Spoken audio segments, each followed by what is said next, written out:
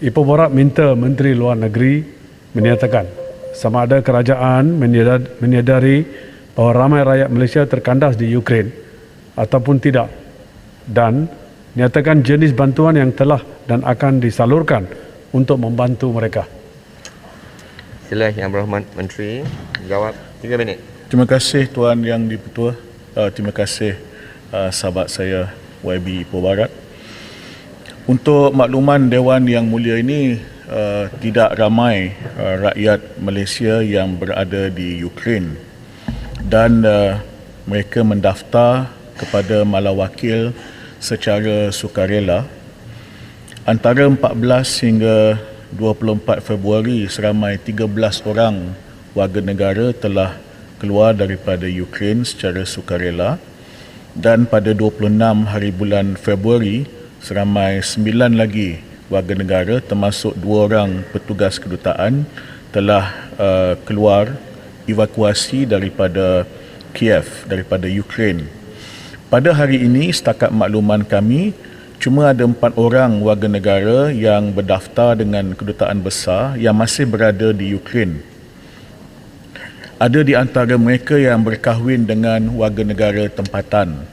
Pihak kedutaan melalui perwakilan Malaysia di negara-negara berdekatan Ukraine, terutamanya di Warsaw, di Poland, sentiasa berhubung rapat dengan warga negara Malaysia yang masih berada di Ukraine. Pihak kedutaan kita sentiasa bersedia untuk membantu sekiranya mereka berhasrat untuk keluar dari Ukraine.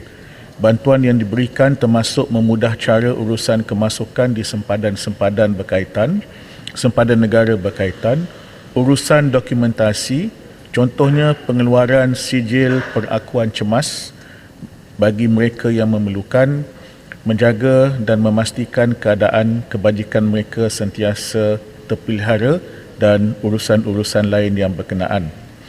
Di kesempatan ini, saya ingin juga merujuk kepada video berdurasi 45 saat yang dimuat naik dalam talian yang mendakwa bahawa sekumpulan pelajar Malaysia masih lagi terkandas di Ukraine.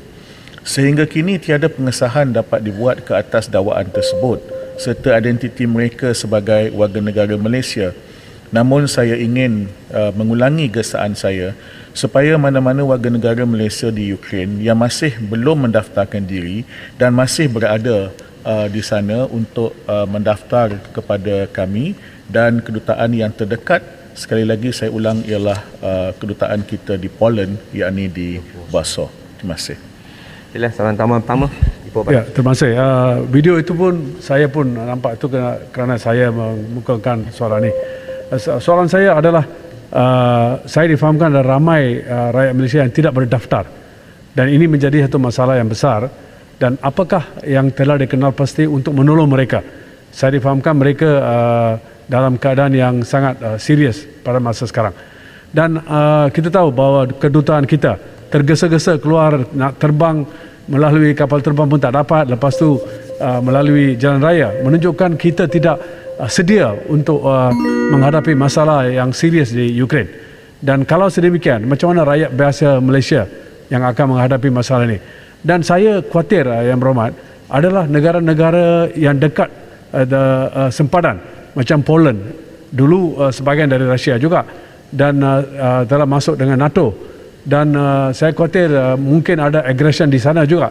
Dan apakah pendirian kerajaan, kementerian, jika ada sedemikian, adakah kita sedia untuk melibat untuk menolong mereka? Adakah projek short term, long term plan?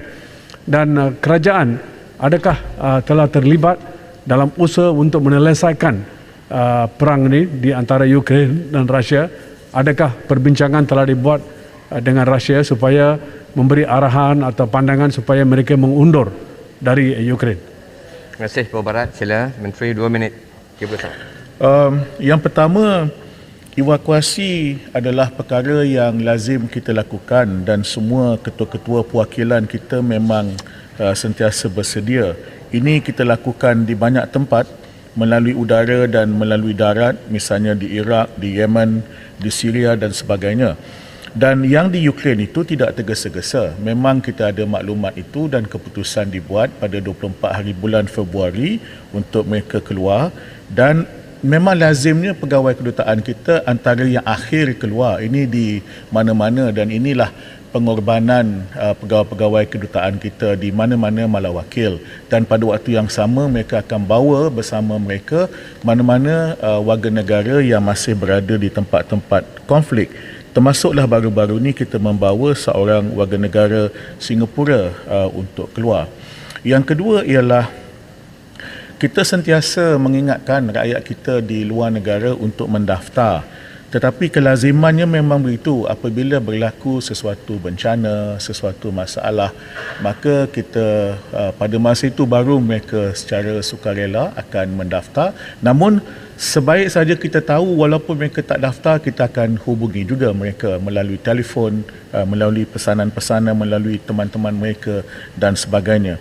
Tentang kedudukan beberapa orang rakyat Malaysia yang berada di Poland, termasuk ada yang keluar baru-baru ini daripada Kiev, mereka ada di Poland, ada yang pergi ke negara lain. Yang ini memang kita sentiasa melihat dari segi intelligence apa-apa yang mungkin berlaku.